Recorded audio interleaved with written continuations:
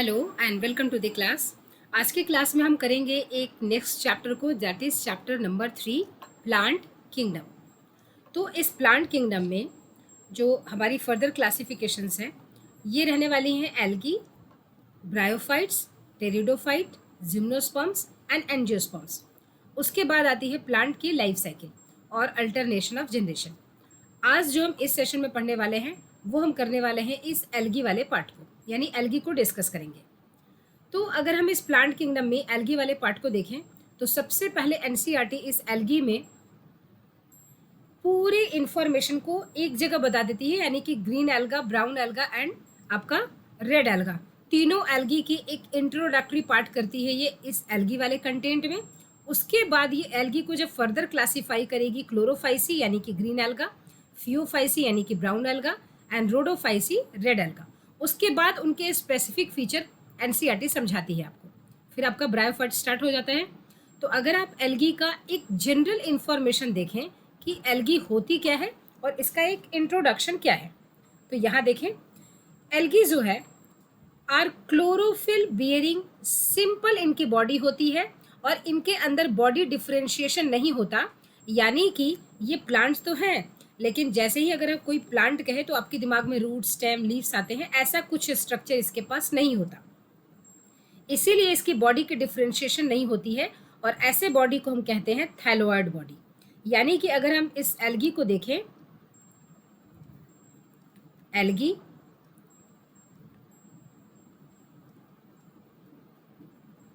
तो इस एल्गी का जो अगर हैबिटेट की बात करें, सबसे पहले हम हैबिटेट की बात करते हैं, यानी कि ये कहाँ मिलेगा आपको।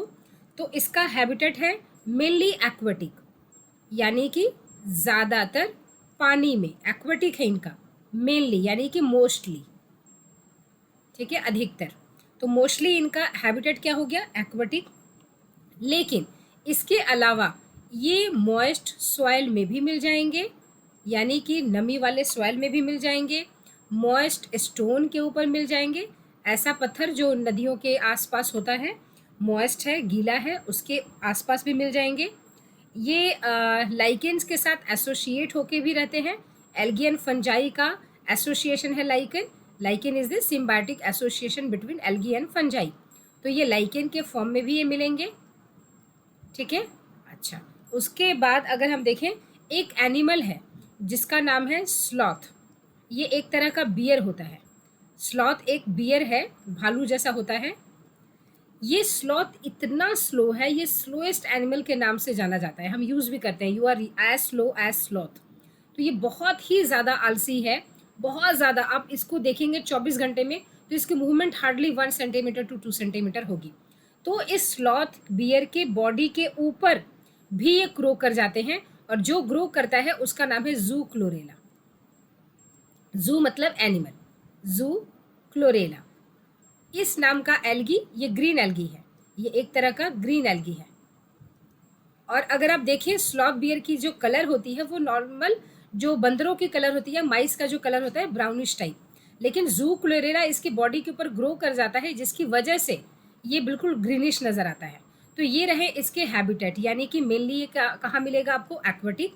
लेकिन इसके अलावा ये मॉइस्ट सॉइल में भी मिल सकता है, मॉइस्ट स्टोन में भी मिल सकता है, लाइकेन के फॉर्म में यानी कि सिम्बायोटिक एसोसिएशन के फॉर्म में भी मिल सकता है, और ये स्लॉथ बियर के बॉडी के ऊपर भी मिल सकता है और उसका नाम है जू क्लोरेला, एक तरह का ग्रीन एल्गा है। तो ये तो रहा इसके हैबिटेट से रिलेटेड। नेक्स्ट हम बात करते हैं इसके स्ट्रक्चर से रिलेटेड, यानी कि अगर हम एल्गी को देखें तो एल्गी का स्ट्रक्चर कैसा होता है, एल्गी की स्ट्रक्चर कैसी होगी। तो अगर हम इसको देखें तो ये बहुत ही एक सिंपल ऑर्गेनिज्म है। एनसीईआरटी कहती है its body is very simple और इसको कहती है थैलोइड। इसकी बॉडी कैसी होती है, थैलोइड। अब थैलोइड का मतलब क्या हुआ, नॉर्मली अगर हम प्लांट कहते हैं तो प्लांट कहते ही हमारे समझ में आता है कि स्टेम होगा, लीव्स होंगे उसके पास, है ना, और ये रूट्स भी होंगे। तो एटलीस्ट ये स्ट्रक्चर तो हमारे दिमाग में आता ही है कि रूट होने चाहिए, स्टेम होने चाहिए और लीव्स होने चाहिए, है ना। इसके पास इन तीनों में से कोई भी स्ट्रक्चर नहीं होता। इसका मतलब ये हुआ कि इसकी बॉडी की डिफरेंशिएशन नहीं है, यानी कि body differentiation differentiation is absent. Body differentiation, अब किसी भी ऑर्गेनिज्म की बॉडी की बात करें, अगर हमने प्लांट की बात की तो उसके पास रूट, स्टेम एंड लीव्स, तो अगर ऐसा बॉडी उसके पास नहीं है, इसका मतलब बॉडी उसका डिफरेंशिएट हुआ ही नहीं है पर्टिकुलर फंक्शन को परफॉर्म करने के लिए, तो बॉडी डिफरेंशिएशन इज एब्सेंट। और अगर बॉडी डिफरेंशिएशन एब्सेंट होता है तो इस कंडीशन में जो बॉडी होती है उसको हम कहते हैं थैलस लाइक या थैलोइड। थैलोइड का मतलब हुआ थैलस लाइक, ठीक है, थैलस लाइक, इसी को हम बोलते हैं थैलोइड। यानी कि अगर हम बात करें कि एल्गी की बॉडी कैसी होती है, तो एल्गी में रूट, स्टेम, लीव्स नहीं होते, इनकी बॉडी होती है थैलस लाइक, जिसे हम एक वर्ड में थैलोइड भी बोल सकते हैं। एनसीईआरटी इसे लिखती है थैलोइड। अच्छा, उसके बाद अगर हम बात करें इसके, हम बहुत इम्पॉर्टेंट अगर हम बात करें इसके स्ट्रक्चर पर, तो अगर हम देखें कि एल्गी क्या एक ही जैसे होती है या इसके फॉर्म्स वेरी करते हैं, तो एल्गी के फॉर्म्स वेरी करते हैं। तो अगर हम इसके एक्सटर्नल स्ट्रक्चर की बात करें तो एल्गी वेरी इन फॉर्म्स, यानी कि इसके बहुत सारे आपको फॉर्म्स मिल जाएंगे, ठीक। जैसे कि अगर आपको देखें तो ये यूनिसेलुलर भी होता है, यूनिसेलुलर एल्गी भी होगा, आपको मल्टी सेलुलर एल्गी भी मिलेंगे, मल्टी सेलुलर एल्गी भी मिलेंगे, ठीक है। आपको ये माइक्रोस्कोपिक भी मिलेंगे, माइक्रोस्कोपिक भी मिलेंगे, ये आपको माइक्रोस्कोपिक, जैसे आप नेकेड आई से नहीं देख सकते, ये इतने छोटे भी आपको मिलेंगे, ठीक है। ये आपको 100 मीटर जायंट एल्गा के नाम से भी ये मिलेंगे, यानी कि लगभग 100 मीटर तक भी हो जाते हैं ये। तो इसका मतलब क्या हुआ कि इनका बॉडी बहुत फॉर्म्स में आपको मिलेंगे, ये यूनिसेलर है, मल्टी सेलर है, फिलामेंटस भी इनकी बॉडी होती है, फिलामेंटस भी मिल जाते हैं, सिंगल सेल्ड भी हो सकते हैं, कॉलोनियल भी हो सकते हैं, ठीक है।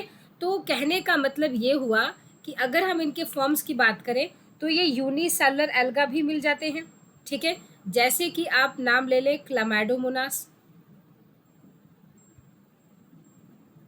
ये बहुत ही विवादों से घिरा हुआ ऑर्गेनिज्म है, इसे प्रोटिस्टा भी मानते हैं क्लामाइडोमोनास, क्योंकि यूनिसेलुलर है, ठीक है, यूकारियोटिक है। अच्छा, उसके बाद ये माइक्रोस्कोपिक भी है, तो ये क्लामाइडोमोनास माइक्रोस्कोपिक में भी आ जाएगा क्योंकि ये यूनिसेलुलर है, सिंगल स्टेल्ड है, तो क्लामाइडोमोनास का आप नाम यहाँ भी लिख सकते हैं, क्लामाइडोमोनास, ये माइक्रोस्कोपिक भी है, ठीक। अगर आप मल्टी सेलर की बात करें तो मल्टी सेलर बहुत सारे एल्गा हैं, आपका ब्राउन एल्गा मल्टी सेलर है, रेड एल्गा मल्टी सेलर है, ठीक है। तो बहुत सारे एल्गी हैं, ब्राउन एल्गा है मल्टी सेलर, जायंट एल्गा के नाम पर आ जाता है, ब्राउन एल्गा ही है जो कि जायंट एल्गा है, जिसका नाम है केल्प, ठीक। उसके बाद आ जाता है आपका फिलामेंटस एल्गा, फिलामेंटस एल्गा भी मिल जाते हैं आपको, जैसा कि आपका यूलोथ्रिक्स स्पायरोगैरा, यूलोथ्रिक्स स्पायरोगैरा, तो ये यूलोथ्रिक्स एंड स्पायरोगैरा क्या है, ये है फिलामेंटस एल्गा। अच्छा, फिलामेंटस का मतलब होता है ऐसे धागे जैसा, इनकी बॉडी धागे जैसी होगी, है ना, तो इनके इस तरह के स्ट्रक्चर को हम बोलते हैं फिलामेंटस। इसका मतलब कि ये साइज में वेरी करते हैं, फॉर्म्स में वेरी करते हैं। एक एग्जाम्पल अक्सर पूछा जाता है एग्जाम में यूनिसेलर के नाम पर, अगर यूनिसेलर आता है इसका एग्जाम्पल बहुत इंपॉर्टेंट है, यूनिसेलुलर। उसके बाद एक एग्जाम्पल इंपॉर्टेंट है कॉलोनियल का, कॉलोनियल। थर्ड आता है आपके पास फिलामेंटस के नाम पर। इन तीनों का नाम इम्पॉर्टेंट है, एग्जाम्पल बहुत इंपॉर्टेंट है। इन तीनों के नाम में सबसे पहले यूनिसेलर में आपको क्लामाइडोमोनास याद रखना है, क्लामाइडोमोनास ये नाम याद रखना है, और एक नाम याद रखना है आपको क्लोरेला, ठीक है। ये दो नाम आपको याद रखने हैं यूनिसेलर से। अगर कॉलोनियल नाम आता है तो ये आता है वॉल्वॉक्स। वॉल्वॉक्स एक तरह का कॉलोनियल है, ये कॉलोनी में रहते हैं, आपके एनसीईआरटी में इसकी बहुत खूबसूरत डायग्राम भी दी हुई है, ये देखिए वॉल्वॉक्स, ये दिख रहे हैं, फर्स्ट वाला डायग्राम जो है ये ग्रीन एल्गा, ये वॉल्वॉक्स है, यानी कि आपका ये है वॉल्वॉक्स, ये देख रहे हैं ये डायग्राम, ये वॉल्वॉक्स है ये, ठीक है। ये देख पा रहे हैं आप, ये कॉलोनी में है ना, तो ये पेरेंट की कॉलोनी है, ये पेरेंट की कॉलोनी है, और ये इनके डॉटर की, यानी कि जो इनका नेक्स्ट जनरेशन है तो डॉटर की कॉलोनी है। तो कहने का मतलब ये हमेशा कॉलोनी में रहते हैं, तो कॉलोनी में अगर नाम आ जाए तो वॉल्वॉक्स हमेशा याद रखें, ये अक्सर पूछा जाता है। उसके बाद अगर हम बात करें फिलामेंटस एल्गा की, तो ये है यूलोथ्रिक्स, यूलोथ्रिक्स एंड स्पाइरोगेरा, एंड स्पाइरोगेरा। ये एग्जाम्पल्स इसमें फिलामेंटस में इंपॉर्टेंट है। ठीक है, तो ये रहा इसके एक्सटर्नल स्ट्रक्चर की बात, कि अगर हम इसके फॉर्म की बात करें तो algae vary in forms and size. Forms इनके एक ही जैसे नहीं होते। अगर हम ह्यूमन की बात करते हैं, ह्यूमन के फॉर्म्स तो एक ही जैसे रहते हैं ना, हमारे पास 2 हाथ 2 पैर 2 आंखें, इस तरह से ये जो बॉडी है, अब वो कैसी है वो एक अलग बात है, बट ये फॉर्म्स तो ऐसे ही होते हैं। अच्छा, अब ह्यूमन में कोई माइक्रोस्कोपिक ह्यूमन बीइंग तो नहीं होता कि वो माइक्रोस्कोपिक है, कोई जायंट है, लगभग एक जैसे होते हैं। बट एल्गी में क्या होता है कि ये वेरी करते हैं, इनके फॉर्म्स एंड साइज ये सब वेरी करते हैं, ये बिल्कुल एक जैसे नहीं होते। यूनिसेलुलर भी होते हैं, मल्टीसेलुलर भी होते हैं, माइक्रोस्कोपिक भी होते हैं, जायंट भी होते हैं, है ना। माइक्रोस्कोपिक मतलब जिसको देखने के लिए हमें माइक्रोस्कोप की ज़रूरत पड़े, हम अपने नेकेड आई से नहीं देख सकते। जायंट मतलब वो खुद ही बहुत, अब सोच सकते हैं 100 मीटर तक ये हो सकता है, 100 मीटर जायंट एल्गा। उसके बाद इनकी बॉडी फिलामेंटस भी हो सकती है। तो it varies in forms and size, कहने का मतलब ये था। ये 3 examples unicellular, colonial and filamentous के बहुत इंपॉर्टेंट है। और एक बहुत इंपॉर्टेंट नोट पॉइंट आपको याद कर लें, अक्सर हर साल आप देखेंगे इस एरिया से नीट में क्वेश्चंस पूछे जाते हैं। ये बहुत बहुत बहुत बहुत इंपॉर्टेंट पॉइंट है इसका, सेल वॉल। यानी कि अगर हम बात करें एल्गी की सेल वॉल को, तो सेल वॉल इसका बहुत इंपॉर्टेंट एरिया है, आप इस जगह को बिल्कुल मिस नहीं करेंगे। देखिए, जैसे मान लीजिए ये एक एल्गी की बॉडी है, ये क्या है, एक एल्गी की बॉडी का एक सेल है, मान लीजिए एक बॉडी का उसका एक सेल है। तो ये रहा उसका प्लाज्मा मेम्ब्रेन, ये क्या है उसका सेल मेम्ब्रेन कह लें या प्लाज्मा, ठीक है, प्लाज्मा मेम्ब्रेन कह लें। अच्छा, उसके बाद क्या है कि इसके प्लाज्मा मेम्ब्रेन, चूंकि ये प्लांट किंगडम में आता है, तो प्लांट किंगडम में प्लाज्मा मेम्ब्रेन के ऊपर क्या होगा, सेल वॉल होगा। यानी कि इसके ऊपर क्या होगा, प्लाज्मा मेम्ब्रेन के ऊपर सेल वॉल होगा, यानी कि ये इसका सेल वॉल होगा। बहुत बढ़िया। अब देखिए, अब यहाँ पर ये आती है कि सेल वॉल जो है ना, उसके बाहर की तरफ एक और केमिकल की डिपोजिशन होती है। ये पार्ट बहुत इंपॉर्टेंट है। इस केमिकल का डिपोजिशन कहाँ मिलेगा, सेल वॉल के ऊपर मिलेगा। ठीक है, ये एरिया बहुत इंपॉर्टेंट है। यानी कि ये एक केमिकल का डिपोजिशन होता है। केमिकल डिपोजिशन कहाँ है ये, outer to the cell wall, outside to the cell wall, cell wall के बाहर की तरफ ये केमिकल का डिपोजिशन होगा। ये बहुत इंपॉर्टेंट है आउटसाइड वर्ड यूज करना, सेल वॉल के अंदर नहीं बल्कि सेल वॉल के बाहर होता है। ठीक है। अच्छा, अब ये केमिकल डिपोजिशन क्या है और ये क्यों है, ये 2 पॉइंट्स आपको जानने हैं। ठीक, अब देखिए, ये जो केमिकल का डिपोजिशन है ये वेरी करता है एल्गी टू एल्गी। ये जो केमिकल का डिपोजिशन है जो सेल वॉल के ऊपर डिपॉजिट है, इट वैरीज, ये एक ही जैसा नहीं होता, it varies from algae to algae, from algae to algae. अब एल्गी टू एल्गी कहने का मतलब क्या हुआ, एल्गी टू एल्गी कहने का मतलब ये हुआ कि अगर हम ये कहें कि ग्रीन एल्गी में क्या होता है, एल्गी टू एल्गी कहने का मतलब यही है कि अगर हम बात करें कि ग्रीन एल्गा में क्या होगा ये केमिकल डिपोजिशन, तो ग्रीन एल्गा में होता है पैक्टीन। ठीक, अगर हम बात करें ब्राउन एल्गा में क्या होता है ये chemical deposition outside the cell wall, तो ब्राउन एल्गा में ये होगा algin. Very very important point, Elgin.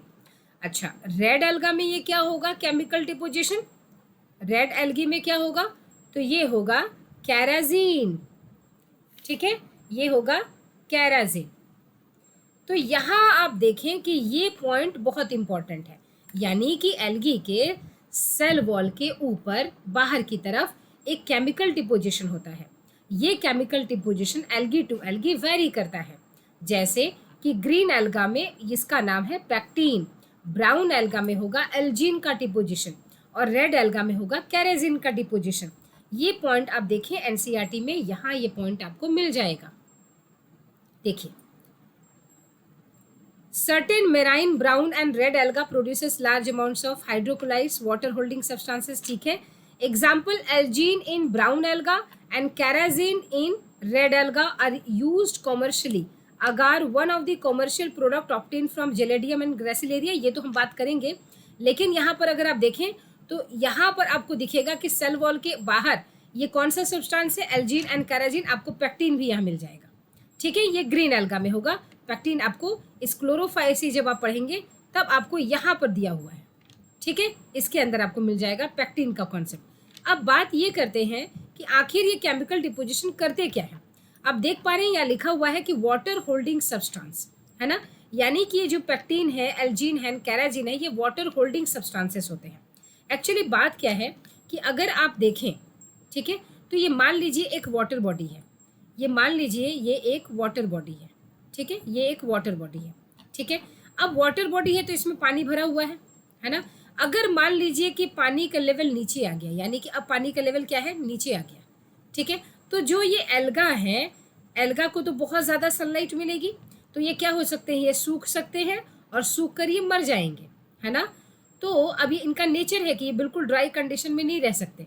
अब इसको बचाने के लिए, इनको सूख से मर जाने के लिए, उससे बचाने के लिए कि सूख कर ये मर ना जाए, इनके डेथ ना हो जाए, ये डैमेज ना हो जाए, इनके सेल वॉल की जो बाहरी ये केमिकल डिपोजिशन है ना, ये केमिकल डिपोजिशन के पास वाटर होल्डिंग कैपेसिटी होती है. क्या होती है इसके पास, वाटर होल्डिंग कैपेसिटी, यानी वाटर को होल्ड करके रख सकते हैं, रोक करके रख सकते हैं. वाटर होल्डिंग कैपेसिटी होती है. अब ये उनको ड्राई होने से यानी सूख जाने से बचाते हैं. तो ग्रीन एल्गा के पास वो वाटर होल्डिंग कैपेसिटी क्या है, पेक्टिन. ब्राउन एल्गा के पास क्या है, एल्गीन. रेड एल्गा के पास क्या है, कैराजीन. डबल ई है यहाँ पर. ठीक है, कैराजीन.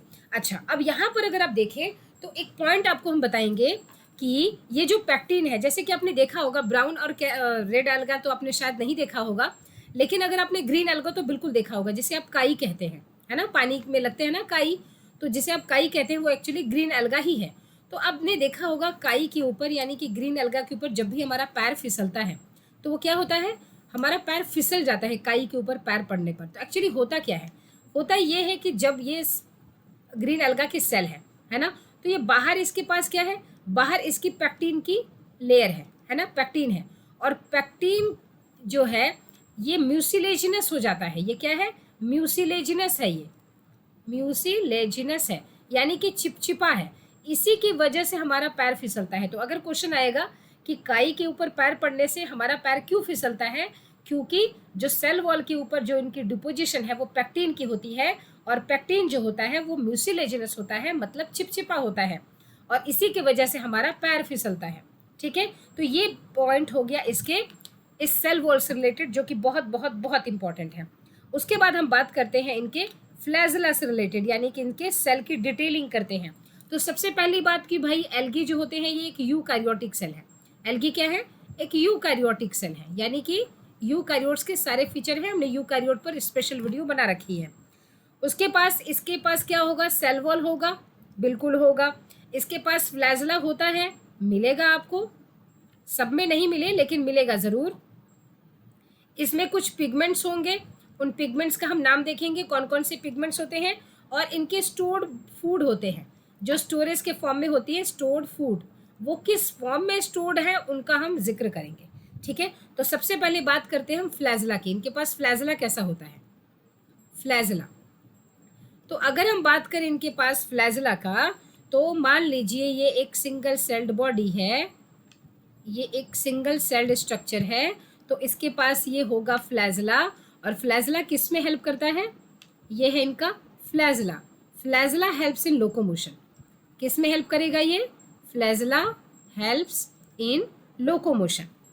ठीक है, यानी कि हेल्प्स इन मूवमेंट. कहाँ पर, मूवमेंट कह लें, और यहाँ पर लोकोमोशन वर्ड यूज़ कर लें, यानी कि एक जगह से दूसरे जगह जाने में. ठीक है, अच्छा, फ्लैजेला अगर होगा तो सेल मोटाइल होगा. अगर फ्लैजेला प्रेजेंट है, क्योंकि ये मोटिलिटी प्रोवाइड कर रहा है ना, उसको मूवेबिलिटी प्रोवाइड कर रहा है, तो फ्लैजेला अगर है तो सेल का मोटाइल होना ज़रूरी है. सेल मोटाइल होगा क्योंकि मोटिलिटी के पास उसके पास स्ट्रक्चर्स हैं, ऑर्गन है. अब हम यहाँ पर भी बात करेंगे, जैसे हमने सेल वॉल की बात की कि ग्रीन ब्राउन एंड रेड में क्या होते हैं, उसी तरह हम फ्लैजला की बात करेंगे कि ग्रीन ब्राउन रेड में क्या होते हैं। तो यहाँ देखें सबसे पहला ग्रीन एल्गा। तो अगर हम ग्रीन एल्गा की बात करें तो ग्रीन एल्गा में आपको फ्लैजला मिलेंगे। तो ग्रीन एल्गा में क्या होंगे, फ्लैजला मिलेंगे। कितने फ्लैजला मिलेंगे, 2 से लेकर 8 फ्लैजला मिलेंगे। अच्छा, क्या सारे इक्वल लेंथ के रहेंगे, आंसर इज यस, सारे इक्वल लेंथ के रहेंगे, इक्वल लेंथ के रहेंगे, सारे बराबर होंगे। क्यों, क्योंकि हम ब्राउन एल्गा में देखेंगे सब अनइक्वल मिलेंगे, ठीक है। अच्छा, उसके बाद ये कहाँ मिलेंगे, ये एपाइकल में मिलेंगे, ये एपाइकल पोजीशन में मिलेंगे। एपाइकल पोजीशन का क्या मतलब होता है, जैसे कि मान लीजिए ये इनकी एल्गा की बॉडी है, तो ये एपाइकल पोजीशन मतलब मान लीजिए 2 एल्गा है तो 2 इस तरह से मिलेंगे, ठीक है, और दोनों ही इक्वल होंगे, ठीक। अच्छा, अगर हम ब्राउन एल्गा की बात करें, ये रहा फर्स्ट ग्रीन एल्गा। अगर हम ब्राउन एल्गा की बात करें, ब्राउन एल्गा, तो ब्राउन एल्गा में क्या फ्लैजला होते हैं, तो फ्लैजला इसके पास भी प्रेजेंट है, फ्लैजला इज प्रेजेंट, ठीक है। कितने होते हैं, तो जनरली 2 होंगे। क्या दोनों इक्वल होते हैं, अनइक्वल होते हैं, अनइक्वल होते हैं, ठीक है। और कहाँ होंगे, लैटरल साइड में प्रेजेंट होंगे, present in lateral side, lateral side में प्रेजेंट होंगे। लैटरल साइड का मतलब क्या होता है, जैसे मान लीजिए ये बॉडी है तो ये एक इस तरफ है छोटा सा, तो एक इस तरफ होगा बड़ा सा, ठीक है, ये होता है लैटरल, मतलब एपाइकल नहीं, टिप नहीं, लैटरल, ठीक है। अच्छा, ये बात हो गई। उसके बाद हम बात करते हैं रेड एल्गा की। तो ये है third red alga, red alga. अब रेड एल्गी जो है उसमें क्या फ्लैजला प्रेजेंट है, answer is no, flagella is not present, flagella बिल्कुल भी प्रेजेंट नहीं है। इसका मतलब ये हुआ कि जो ग्रीन एल्गा है, ग्रीन एल्गा के पास फ्लैजला होगा और ये मोटाइल होगा। ब्राउन एल्गा जो है, ब्राउन एल्गा के पास फ्लैजला है और ये भी मोटाइल होगा। और रेड एल्गा के पास फ्लैजला नहीं है, ये नन मोटाइल होगा, ठीक है, ये नन मोटाइल होगा। तो ये बात आप याद रखें, रेड एल्गा नन मोटाइल होता है, ठीक है, रेड एल्गा के पास फ्लैजला नहीं होते। अच्छा, अब हम बात करते हैं इनके पिगमेंट्स की, कि इनके पास कौन कौन से पिगमेंट्स होते हैं। Green alga, brown alga, red alga, इनके पास कौन कौन से पिगमेंट्स होते हैं। पिगमेंट्स इनके पास जो होंगे, और ये पिगमेंट एक्चुअली करते क्या है, लाइट एनर्जी की वेवलेंथ को ट्रैप करते हैं, ठीक है। और जो कलर ये रेडिएट करते हैं, जिनको एब्जॉर्ब नहीं कर पाते, वैसे ही ये दिखते हैं, ठीक है। ग्रीन एल्गा इसलिए ग्रीन दिख रहा है क्योंकि वो ग्रीन के अलावा सारे कलर की वेवलेंथ को एब्जॉर्ब करके रख रहा है, लेकिन ग्रीन को वो रेडिएट कर दे रहा है, इसी की वजह से वो ग्रीन है। Similar is the case with brown and red also. तो इनका है कि पिगमेंट, अब पिगमेंट की बात करें तो इनके पास आपको मिल जाएंगे क्लोरोफिल। तो इनके पास आपको मिल जाएगा क्लोरोफिल, क्लोरोफिल को शॉर्ट में हम CH करेंगे, यानी कि इनके पास मिल जाएगा आपको क्लोरोफिल, ठीक है, A B C या D। तो अगर हम बात करें एक एक करके, ग्रीन एल्गा की बात करें तो ग्रीन एल्गा में कौन से पिगमेंट्स होंगे, ये हम शॉर्ट यूज करेंगे क्लोरोफिल के लिए। ग्रीन एल्गी की हम बात करें तो ग्रीन एल्गी में कौन कौन से पिगमेंट होंगे, ग्रीन एल्गी में पिगमेंट होगा chlorophyll A and chlorophyll B। Brown algae की बात करें तो ब्राउन एल्गी में कौन सा पिगमेंट होगा, ब्राउन एल्गी, ब्राउन एल्गी में पिगमेंट्स आपको मिल जाएंगे क्लोरोफिल A एंड C। इसके साथ आपको मिलेगा फ्यूकोजैंथिन भी, फ्यूकोजैंथिन ये भी मिल जाएगा आपको। उसके बाद थर्ड है red alga, red algae. Red algae के पास कौन कौन से पिगमेंट्स मिल जाएंगे, रेड एल्गी के पास मिल जाएगा आपको chlorophyll A, T and phycoerythrin, very important, phycoerythrin, erythrin, erythrin, erythrocyte, red, इससे याद रखेंगे। तो ये रहे इसके पिगमेंट्स, ठीक। अच्छा, कहाँ इनके पिगमेंट्स कहाँ प्रेजेंट होते हैं, क्या इनके पास क्लोरोप्लास्ट होता है, आंसर इज यस। इनका जो पिगमेंट होगा, तो इनका ये जो पिगमेंट होगा वो लोकेटेड होगा कहाँ पर, तो इनके क्लोरोप्लास्ट में। So pigment is located in, so it's pigment is located कहाँ पर होगा, लोकेटेड इन क्लोरोप्लास्ट, क्लोरोप्लास्ट, इनके पास क्लोरोप्लास्ट होता है, ठीक है, क्लोरोप्लास्ट में इनका पिगमेंट होगा। तो आखिर ये बात समझ में आ गई, ठीक है। उसके बाद इनके पास क्या होगा कि स्टोरेज की बात करते हैं, यानी कि फूड किस फॉर्म में इनके पास स्टोर्ड होता है, तो food is stored in the form of, ठीक है। तो चूंकि एल्गी की बात करें तो हम अभी बात क्या कर रहे हैं, स्टोर्ड फूड की बात कर रहे हैं, है ना, स्टोर्ड फूड की बात कर रहे हैं, ठीक है, इसका जिक्र कर रहे हैं। तो जाहिर सी बात है कि जितने भी एल्गी होते हैं, अगर हम ऑल एल्गी की बात करें, जितने भी एल्गी होते हैं, all algae, green, brown, red, all algae are क्या है, वो फूड फोटोसिंथेटिक है, फोटोसिंथेटिक, वो अपना फूड खुद बनाते हैं। So all algae are photosynthetic, ठीक है। इसका मतलब food is formed in the form of glucose, ठीक है। इसका मतलब फोटोसिंथेसिस का मतलब क्या हुआ, फूड बनाते हैं, है ना।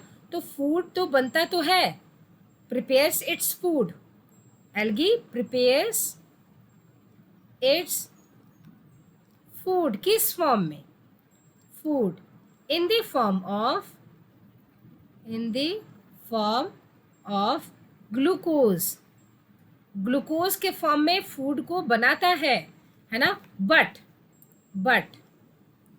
Stores in the form of, देखिए बनाना और स्टोर करना दोनों अलग अलग चीज़ है।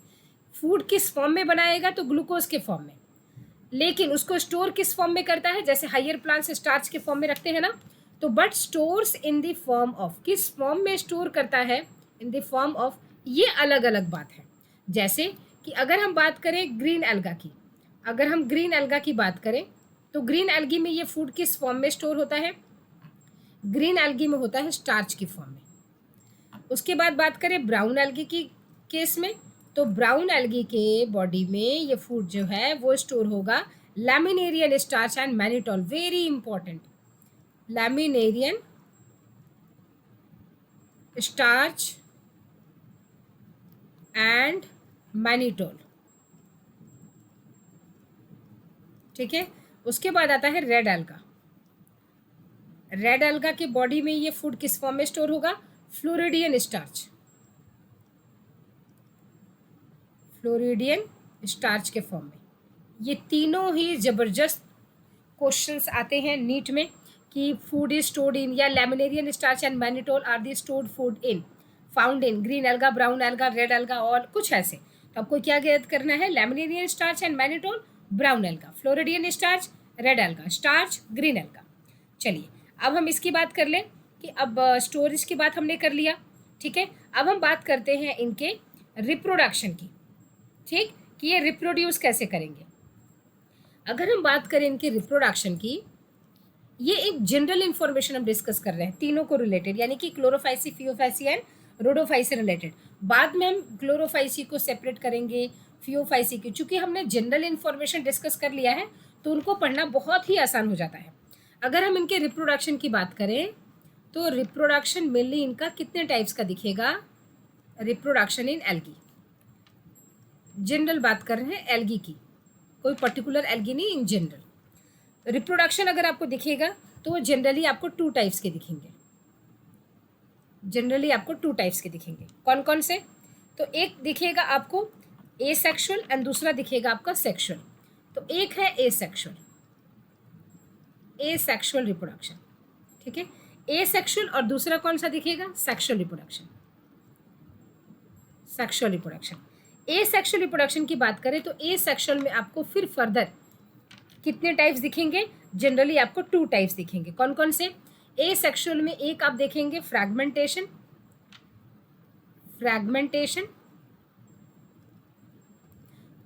ठीक है। अब फ्रैगमेंटेशन का मतलब क्या हुआ, फ्रैगमेंटेशन का मतलब हुआ कि मान लीजिए ये एक इनकी बॉडी है, फ्रैगमेंट्स है ना, ये एक इनके फिलामेंटस बॉडी है। अब इस फिलामेंटस बॉडी के फ्रैगमेंट्स हो गए, ठीक। अब हर एक फ्रैगमेंट, ईच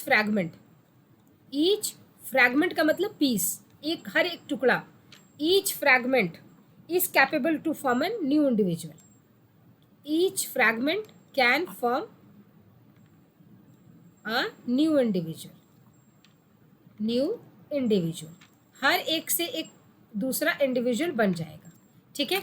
अच्छा, दूसरे की बात करें तो नेक्स्ट टाइप आपका क्या है, नेक्स्ट टाइप आता है स्पोर फॉर्मेशन।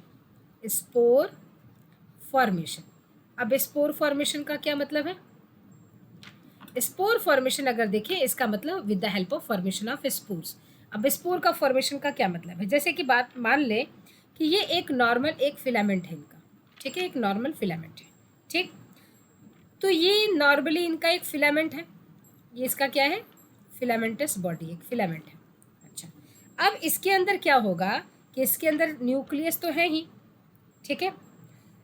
अब ये जो सेल है, मान लीजिए इसके अंदर चेंजेस आ रहे हैं, ठीक है, मान लीजिए इस पर्टिकुलर सेल के अंदर चेंज आने वाला है, ठीक। तो इसके अंदर क्या होगा कि it will undergo many mitotic divisions, यानी कि it will undergo many divisions, बहुत सारे डिविजन्स होंगे, बहुत सारे क्या हो जाएंगे? डिविजन्स हो जाएंगे। अब डिविजन्स होने की वजह से अब ये सेल दिखना कैसे शुरू हो जाएगा? बहुत सारे इसी जगह पर डिविजन जब शुरू हो जाएंगे तो आपको ये देखने में कुछ ये खास तरह का ये जो स्ट्रक्चर है, यहाँ पर आप देखोगे कि स्पोर्स का फॉर्मेशन होना शुरू हो गया है ना। ये स्पोर्स एसेक्सुअल स्पोर होंगे क्योंकि सिंगल पेरेंट इज इन्वॉल्व, ठीक है। अब यहाँ पर अगर आप बात करें तो ये स्पोर्स बनने शुरू हो गए, ठीक। क्या बनने शुरू हो गए हैं यहाँ पर? स्पोर्स। इनको आप क्या कहेंगे? स्पोर्स है, ठीक है। Spores are formed, spores are formed. Now अब ये जो है ये रप्चर करके ब्रेक कर जाएगा, ये रप्चर कर जाएगा, क्या करेगा? ये रप्चर कर जाएगा, फट जाएगा। रप्चर करके क्या करेगा? अपने जितने स्पोर्स है उनको रिलीज कर देगा, जितने स्पोर्स है वो रिलीज हो जाएंगे, है ना। स्पोर्स आर रिलीज्ड, ठीक है। तो अब हो गए ये जो स्पोर्स थे, spores are released, spores are released, ये रिलीज हो गए, ठीक है। यानी कि इस तरह से ये रप्चर हो गया, जब ये ऐसे रप्चर हो गया, ठीक है, तो ये इसमें से क्या हो गए? इस तरह से स्पोर्स रिलीज हो गए, ठीक है। स्पोर्स रिलीज होकर बाहर निकल गए। अब ये क्या करेंगे? ये जर्मिनेट करेंगे, ये जर्मिनेट करेंगे और जर्मिनेट करके हर एक स्पोर, जैसे मान लीजिए ये जर्मिनेट किया और जर्मिनेट करके क्या करेगा? वापस से अपने पेरेंट जैसा बॉडी बना लेगा, ठीक। अच्छा, अब इस स्पोर की बात करें, ये स्पोर पर्टिकुलर है। अगर हम इस स्पोर की बात करें पर्टिकुलर, ये जो स्पोर है ना, तो ये इस तरह से भी हो सकता है, तो इसको आप कहेंगे नॉन मोटाइल स्पोर। और अगर इसके पास फ्लैजला है तो आप कहेंगे motile spore. Motile spore, non motile spore. तो मोटाइल स्पोर को हम कहते हैं जूस्पोर, नॉन मोटाइल को कहेंगे एप्लानोस्पोर।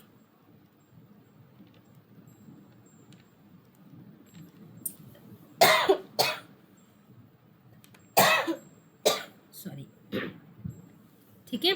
यानी कि जो स्पोर्स है ये क्या है? ये 2 टाइप्स के आपको मिल जाएंगे, ठीक है। ये जो स्पोर्स हैं, स्पोर्स ये आपको 2 टाइप्स के मिल जाएंगे, या तो ये, यानी कि या तो ये मोटाइल होंगे या तो नॉन मोटाइल होंगे। तो ये रहा स्पोर्स से रिलेटेड। अब हम बात करते हैं सेक्सुअल रिप्रोडक्शन, ठीक है। सेक्सुअल रिप्रोडक्शन को हम नेक्स्ट पेज में देखते हैं। देखिए, ये रही सेकंड कैटेगरी, यानी कि सेक्सुअल रिप्रोडक्शन। Sexual reproduction. अब सेक्सुअल रिप्रोडक्शन एल्गी में कैसे दिखते हैं, ये देखें। सेक्सुअल रिप्रोडक्शन, अब यहाँ पर आपको मिलेगा गैमिट फॉर्मेशन, यानी कि गैमिट का फॉर्मेशन भी होगा। यहाँ पर क्या होगा? गैमिट का फॉर्मेशन भी होगा, गैमिट फॉर्मेशन भी होगा, और गैमिट जो बनेंगे उनका फ्यूज़न भी होगा, यानी कि फ्यूज़न ऑफ गैमिट्स भी होंगे, फ्यूज़न ऑफ गैमिट्स। अब ये यानी कि गैमिट का फॉर्मेशन भी होगा, गैमिट का फ्यूज़न भी होगा, और फ्यूज़न ऑफ गैमिट करने के बाद क्या बनता है? जाइगोट का फॉर्मेशन भी होगा, जाइगोट फॉर्मेशन भी होगा, यानी कि जाइगोट भी बनेंगे, ठीक। अच्छा, अब इसकी बात करें तो यहाँ पर आपको मिल जाएंगे 3 तरह के, यानी कि ये जो गैमिट्स बनेंगे ये 3 तरह से फ्यूज़ कर सकते हैं।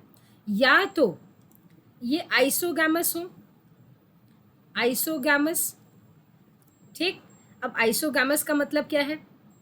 आइसो का मतलब होता है सेम, ठीक, यानी कि इनकी मॉर्फोलॉजी कैसी होगी, सेम होगी, सेम मॉर्फोलॉजी, देखने में सेम होंगे, देखने में एकदम सेम होंगे, यानी कि अगर बोथ मोटाइल हो सकते हैं या बोथ नॉन मोटाइल भी हो सकते हैं, बोथ मोटाइल भी हो सकते हैं और बोथ नॉन मोटाइल भी हो सकते हैं, बोथ नॉन मोटाइल भी हो सकते हैं, नॉन मोटाइल। अच्छा, बोथ मोटाइल की अगर हम बात करें, यानी कि जैसे कि दोनों के पास क्या है, दोनों के पास ही फ्लैजला है, दोनों देखने में सेम है। दोनों नॉन मोटाइल होंगे, यानी कि दोनों के दोनों देखने में एक जैसे हैं, लेकिन दोनों ही नॉन मोटाइल हैं, फ्लैजला दोनों के पास नहीं है। एग्जाम्पल की बात करें कि दोनों का एग्जाम्पल क्या होगा, ठीक है, तो एक का एग्जाम्पल जहाँ की आपको मोटाइल मिल सकते हैं, तो जो मोटाइल हैं वो आपको मिल जाएंगे क्लामाइडोमोनास, जैसे कि क्लामाइडोमोनास, ठीक। अच्छा, जो नॉन मोटाइल है उसमें क्या एग्जाम्पल है, स्पाइरोगेरा, स्पाइरोगेरा, ठीक है। अच्छा, दूसरी जो कैटेगरी आती है वो क्या है, आइसोगैमस के बाद anisogamous, anisogamous, an मतलब नहीं है, सेम नहीं होता, डिफरेंट है, एन आइसोगैमस। अब एन आइसोगैमस का मतलब क्या है, नॉट सेम, यानी कि different morphology, different morphology, morphology इनकी क्या होगी, डिफरेंट होगी, डिफरेंट मॉर्फोलॉजी, ठीक है। अब डिफरेंट मॉर्फोलॉजी का मतलब क्या हुआ कि अगर एक छोटा है तो एक बड़ा होगा, ठीक है। अच्छा, दूसरी बात हम करें कि थर्ड कैटेगरी, थर्ड आती है आपकी ऊगैमस, ऊगैमस, ऊगैमस एक ऐसा है जिसमें कि आप ह्यूमन को याद कर लें, आपको समझ में आ जाएगा। इसमें भी होती है डिफरेंट मॉर्फोलॉजी, इसमें भी डिफरेंट मॉर्फोलॉजी है, लेकिन ये एनाइसो से अलग है, डिफरेंट मॉर्फोलॉजी, ठीक है,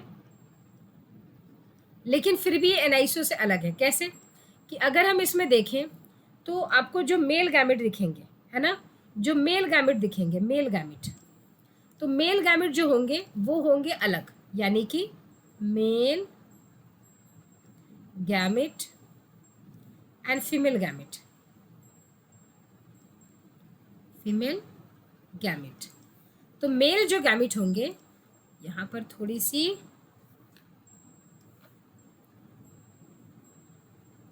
गुड, ये क्या है, मेल गैमेट। मेल गैमेट कैसा होगा, मेल गैमेट होगा मोटाइल और स्मॉल, ठीक। फीमेल गैमेट कैसी होगी, फीमेल गैमेट होगी लार्ज और नन मोटाइल, ये नन मोटाइल भी होगी और as compare to male gamete ये बिग भी होगी, ये उससे क्या होगी, बिगर इन साइज, ठीक है। ये अगर फीचर की, यानी कि male is motile and small, female is non motile and big, ये फीचर होता है ऊगैमस का। तो आई थिंक ये पॉइंट आपको समझ में आ गया होगा, ठीक है। अब हम चलते हैं इसके तीनों की, यानी कि इकोनॉमिक इम्पोर्टेंस को देखते हैं कि एल्गी की इकोनॉमिक इम्पोर्टेंस क्या है, ठीक है। एल्गी की इकोनॉमिक इम्पोर्टेंस क्या है, economic importance of algae, algae की इकोनॉमिक इम्पोर्टेंस क्या है, इकोनॉमिक इम्पोर्टेंस, ठीक है। तो इकोनॉमिक इम्पोर्टेंस की सबसे पहले बात करें तो फोटोसिंथेसिस तो करता ही है, more than 50% of CO2 is fixed by algae during photosynthesis.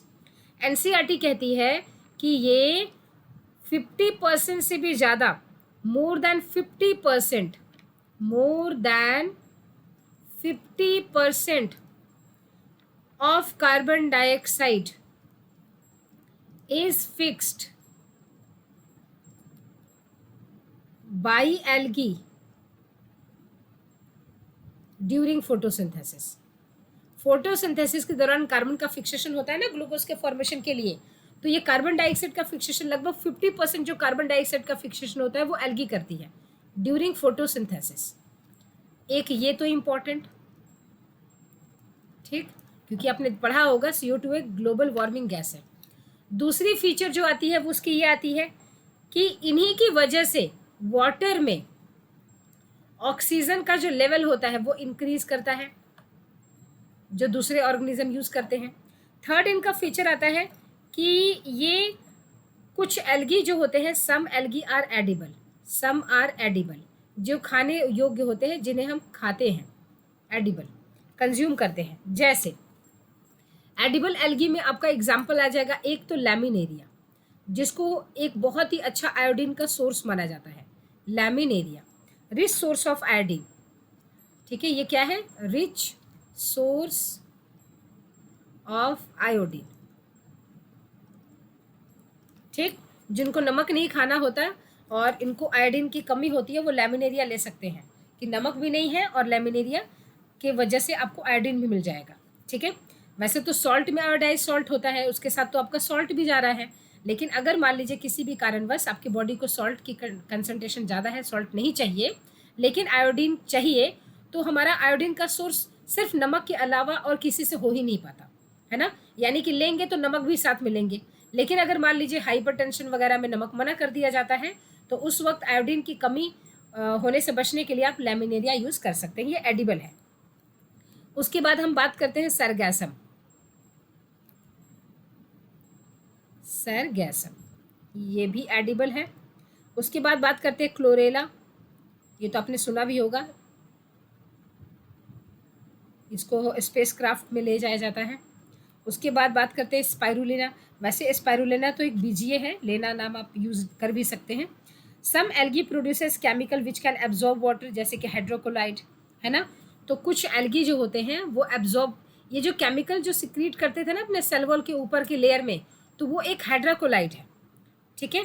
तो ये हाइड्रोकोलाइड क्या होता है कि जैसे एल्जीन है आपका, यहाँ पर मैंने आपको बताया था, जैसे कि अगर आप आ जाए यहाँ पर, ठीक है, तो इस वाले स्लाइड में ये आप देखें, जैसे कि एल्जीन है, कैराजीन है, ये एल्जीन, कैराजीन, पैक्टीन, ये सब क्या है, ये एक तरह से हाइड्रोकोलाइड्स है। हाइड्रोकोलाइड का मतलब chemical which can absorb water, तो ये तीनों के तीनों ये जो क्या है, ये हाइड्रोकोलाइड्स है, हाइड्रोकोलाइड्स, ठीक है। ये सब क्या है, हाइड्रोकोलाइड्स है, यानी कि कैन एब्जॉर्ब वाटर, ठीक।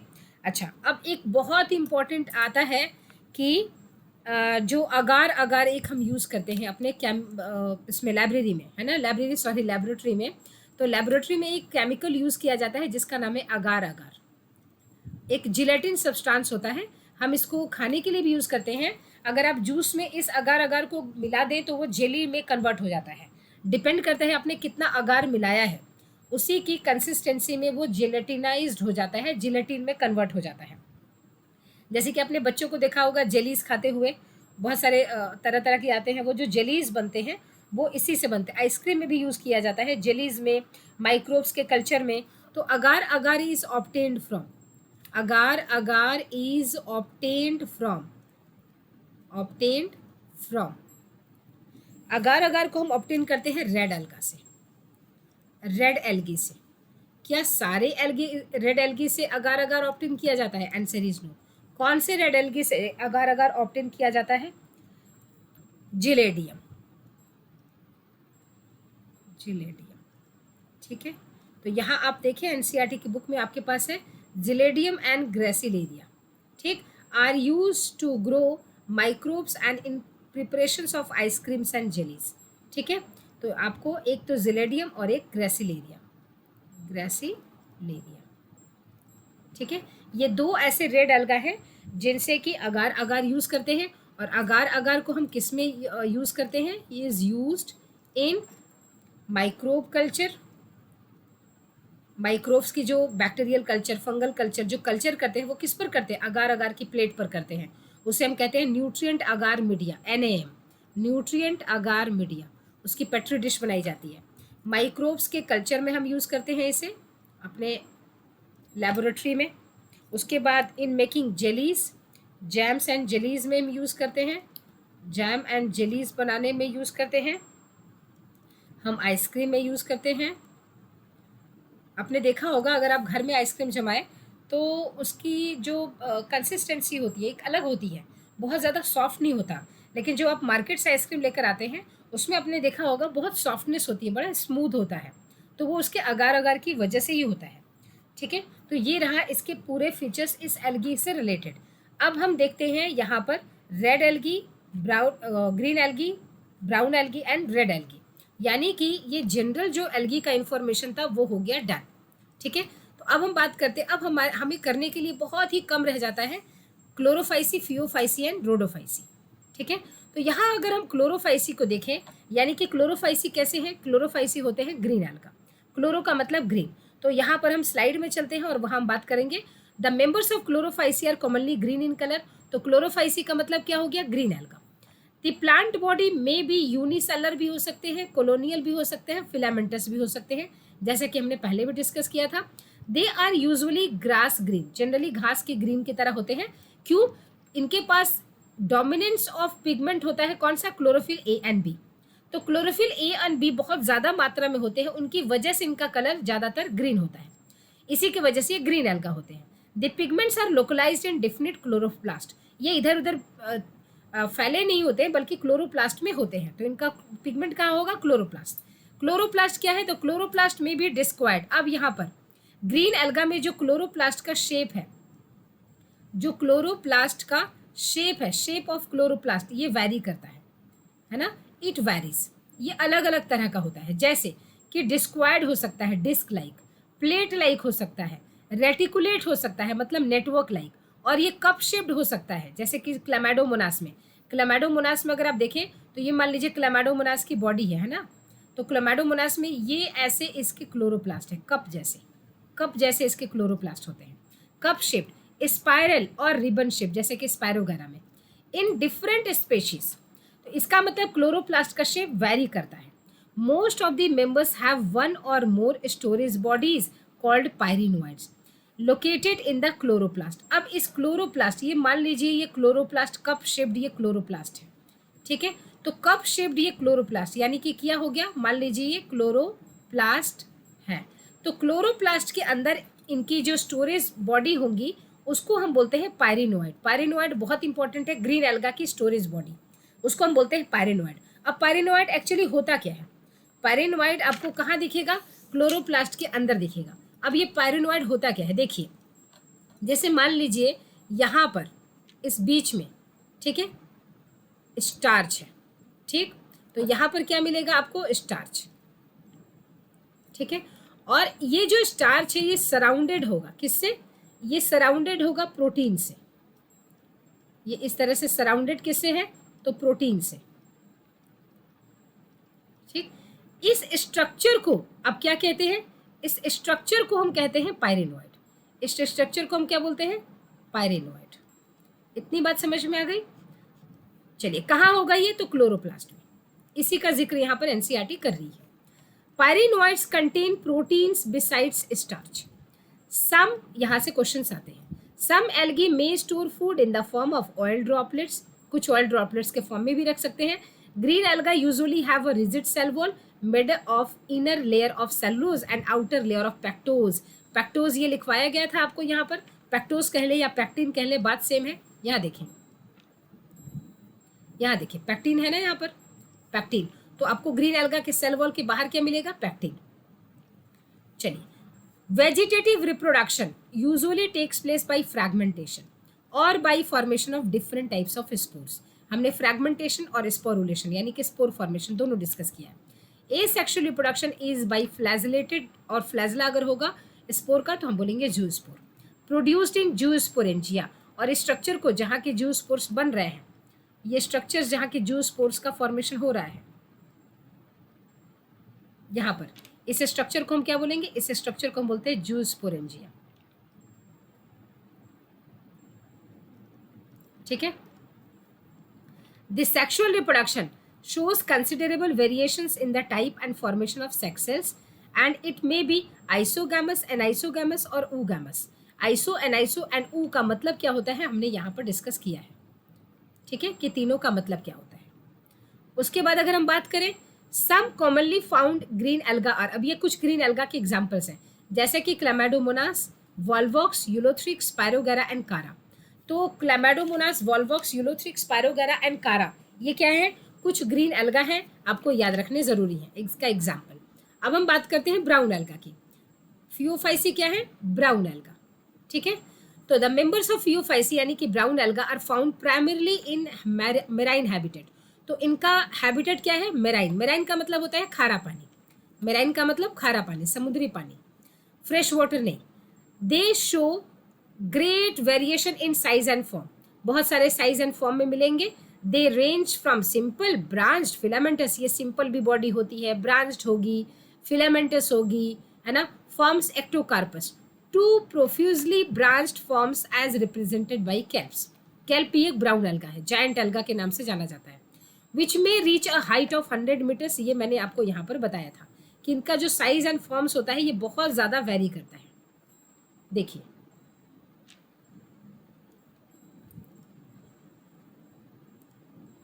It varies in size and forms, यहाँ लिखाया गया है ना। और यहाँ देखिए कैल्प कितनी मीटर है? 100 मीटर तक का भी हो सकता है, कैल्प है। They possess chlorophyll a and c, carotenoids and xanthophylls. They vary in colour from olive green to various shades of brown depending on the amount of xanthophyll pigment fucoxanthin present in them. इनका जो colour होता है वो brown होता है, लेकिन इनका जो ब्राउन का शेड होगा, हल्का ब्राउन, बहुत ज़्यादा ब्राउन, कितना ब्राउन, वो डिपेंड करेगा इनके ज़ैंथोफिल एंड फ्यूकोजेंथिन के ऊपर कि ये पिगमेंट्स इनके अंदर कितने ज़्यादा हैं। ठीक है, जितना ज़्यादा पिगमेंट उतना ही ज़्यादा ब्राउन शेड, यानी कि ब्राउन कलर, नहीं तो light brown. Food is stored, food किस फॉर्म में स्टोर्ड होगा? Food is stored as a complex carbohydrate which may be in the form of laminarin और mannitol. Very very important, brown alga का जो food stored होता है वो किस फॉर्म में होता है? देखिए यहाँ लिखाया गया है आपको फूड के फॉर्म में, यहाँ पर आपको बताया गया है कि laminaria rich source of iodine है, और यहाँ पर आपको बताया गया है कि ब्राउन एल्गा के केस में किस फॉर्म में वो फूड स्टोर होता है। कहाँ गया वो? हाँ, ब्राउन एल्गा में अगर आप देखें तो ब्राउन एल्गा में यहाँ पर डिस्कस किया गया है कि ब्राउन एल्गा में वो जो फूड स्टोर होगा वो लैमिनेरियन स्टार्च एंड मैनिटोल के फॉर्म में होगा। ठीक, उसके बाद बात करें the vegetative cells have a cellulose wall usually covered on the outside by a gelatinous coat of algin. Brown alga में क्या था? मैंने बताया था आपको, algin. The protoplast contains in addition to plastids a centrally located vacuole and nucleus. The plant body is usually attached to the substratum by holdfast and has a stalk, the stipe, and the leaf-like photosynthetic organ, the frond.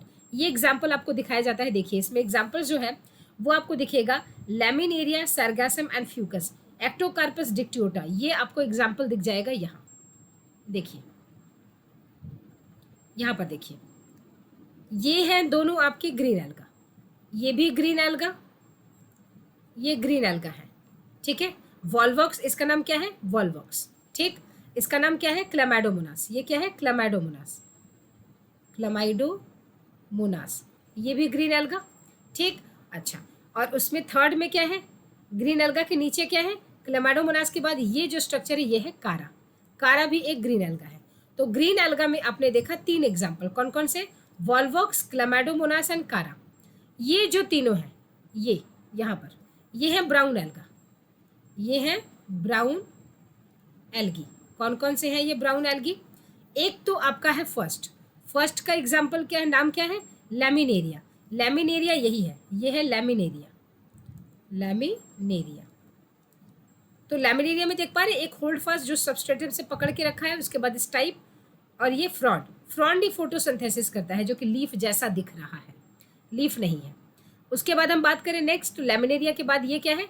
ये है Fucus, ये है Fucus. ठीक, और ये क्या है? ये है डिक्टियोटा, डिक्टियोटा। ये तीनों यानी कि लैमिनेरिया, फ्यूकस एंड डिक्टियोटा, ये क्या है? ब्राउन एल्गा है। उसके बाद हम बात करें तो ये क्या है? ये रेड एल्गा है। ये क्या है? Red alga, red alga. ठीक है, रेड एल्गा में ये क्या है? ये पोरफायरा है, पोरफायरा, पोरफायरा, र आ रहा है, रेड एल्गा। ठीक है, और पॉलीसाइफोनिया, ये है पॉलीसाइफोनिया। ये क्या है? ये भी रेड एल्गा है।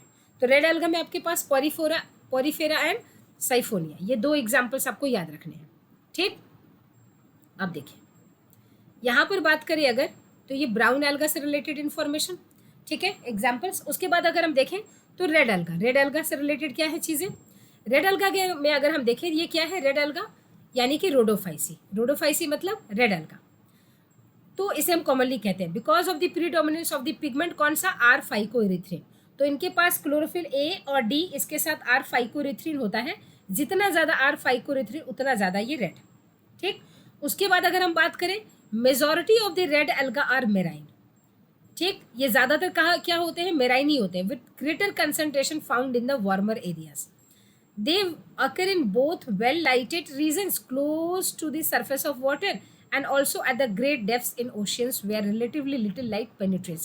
यानी कि अगर हम एक वाटर बॉडी की बात कर लें और मान लीजिए यहाँ पानी है, तो आपको ये ऊपर भी दिख जाएंगे और आपको ये नीचे भी दिख जाएंगे, दोनों जगह ये रेड एल्गा आपको पाए जाएंगे। यानी कि एक वहाँ भी मिल जाएगा जहाँ की सनलाइट बहुत ज़्यादा आ रही है, और वहाँ भी मिल जाएंगे जहाँ सनलाइट पेनिट्रेट नहीं कर पा रही है, वहाँ पर भी आपको मिल जाएंगे। द रेड थैलाई ऑफ मोस्ट, थैलाई मतलब उसी थैलस की बात हो रही है कि इसकी बॉडी जो है रेड एल्गा की जो थैलस है, of most of the red alga are multicellular. ठीक है, ज़्यादातर रेड एल्गा क्या है, multicellular. Some of them have complex body organisation. The food is stored in floridean starch, ये हमने आपको फूड में लिखाया था। रेड एल्गा की स्टोरेज फूड होती है floridean starch, which is very similar to amylopectin and glycogen in structure. और ये जो फ्लोरिडियन स्टार्च है, ये क्या है, ये एमाइलोपैक्टिन एंड ग्लाइकोजन के जैसा स्ट्रक्चर में है, बहुत सिमिलर है। The red alga usually reproduce vegetatively by fragmentation, they reproduce asexually by non motile spores and sexually by non motile. देखिए इसमें मोटिलिटी की कोई स्ट्रक्चर आपने नहीं देखी होगी, यानी कि इसमें क्या होगा, फ्लैजला बिल्कुल एब्सेंट होगा। ठीक, अच्छा, एक इसके स्टोर फूड से अगर क्वेश्चन आ जाए कि अगर ये पूछे कि किसका स्टोर्ड फूड जो है वो एमाइलोपैक्टिन एंड ग्लाइकोजन की तरह मिलता है, तो आप कहेंगे रेड एल्गा का फ्लोरिडियन स्टार्च। ठीक है, और यहाँ पर अगर आप देखें तो एक टेबुलर फॉर्म में इंफॉर्मेशन दी गई है, क्लासेस दिए हुए हैं, क्लोरोफाइसी, फियोफाइसी, रोडोफाइसी, यानी कि green alga, brown alga, red alga. अब तो आपको ये नाम याद भी हो गया होगा। पिगमेंट्स क्या है, chlorophyll a and b, chlorophyll a c and fucoxanthin, chlorophyll a d and phycoerythrin, ये पिगमेंट्स आपको याद रखने हैं। Stored food starch, mannitol, laminarin starch and floridean starch. Cell wall अगर होगा तो इसके पास जो क्लोरोफाइसी है उसके पास सेलुलोज, इसके साथ बाहर की तरफ होगा पैक्टोज, यानी कि पैक्टीन बाहर की तरफ। अच्छा, फियोफाइसी में सेलुलोज एंड एल्जीन बाहर की तरफ, एंड इसमें होगा रोडोफाइसी में सेलुलोज एंड कैराजिन। ठीक है, फ्लैजला का नंबर अगर हम देखें तो क्या होंगे, 2 से 8 होते हैं इक्वल एपाइकल ग्रीन एल्गा में, 2 होंगे अनइक्वल लेटरल साइड में। ठीक है, एपाइकल का मतलब कि अगर बॉडी इस तरह से है तो एपेक्स की तरफ और दोनों बराबर। लेटरल का मतलब हुआ अगर ये बॉडी है तो एक इस तरफ है तो ये एक इस तरफ है, दोनों अनइक्वल है। और यहाँ पर रोडोफाइसी में तो खैर फ्लैजला ही एब्सेंट है। हैबिटेट की बात करें तो क्लोरोफाइसी जनरली आपका fresh water, brackish water and salt water में भी कुछ कुछ। ब्रैकिश वाटर मतलब होता है जैसे मटमैला पानी हो, उस तरह का। फियोफाइसी की अगर हम बात करें तो वो फ्रेश वाटर रेयरली मिलते हैं, ज़्यादातर आपको brackish water and salt water में ज़्यादा मिलेंगे, यानी कि मेराइन वाटर। रोडोफाइसी भी अगर हम बात करें तो फ्रेश वाटर रेयरली मिलेंगे, यानी कि फ्रेश वाटर में ज़्यादातर आपको ग्रीन एल्गा मिलेगा, ब्रैकिश वाटर में मिलेंगे आपको, और सॉल्ट वाटर मोस्टली आपको मेराइन ही मिलेंगे। ठीक है, तो ये था आपके पास पूरी की पूरी एल्गी से रिलेटेड। तो sexual reproduction in oogamous and accompanied by complex post fertilization development. The common members are Polysyphonia, Porifera, Gracilaria and Giladium, जहाँ से इन दोनों से क्या मिलता है, अगार अगार इज ऑप्टेंड, यहाँ से अगार अगार इज ऑप्टेंड, ये दोनों नाम हमने आपको लिखाया था अभी, इज ऑप्टेंड। ठीक है, तो ये रही पूरी की पूरी इंफॉर्मेशन एल्गी से। जब हम नेक्स्ट सेशन में आएंगे तो वहाँ पर हम डिस्कस करेंगे ब्रायोफाइटा। ठीक है, तो आज हमने डिस्कस किया इस प्लांट किंगडम का स्टार्टिंग, यानी कि एल्गी। तो आज हमने इस एल्गी को किया है। ठीक है, होप सो आपको ये क्लासेस समझ में आती हैं। मिलते हैं आपसे नेक्स्ट क्लास में, और अगर आपको ये अच्छी लगती हैं क्लासेस तो लाइक करें, अपने दोस्तों के साथ इसको शेयर करें, सब्सक्राइब करें, ताकि आपको आने वाले नोटिफिकेशन जल्दी मिलेंगे। इस बार मुझे अपलोड करने में थोड़ा टाइम लग गया, उसके लिए थोड़ी सी प्रॉब्लम थी, चलो उसके लिए अपोलोजाइज है, और आगे से ये बिल्कुल कंटिन्यूसली होता रहेगा। मिलते हैं आपसे नेक्स्ट सेशन में आपका ब्रायोफाइटा। ठीक है, algae is done, next is bryophyta. तो ब्रायोफाइटा के साथ हम नेक्स्ट सेशन में मिलते हैं, तब तक take care and bye bye.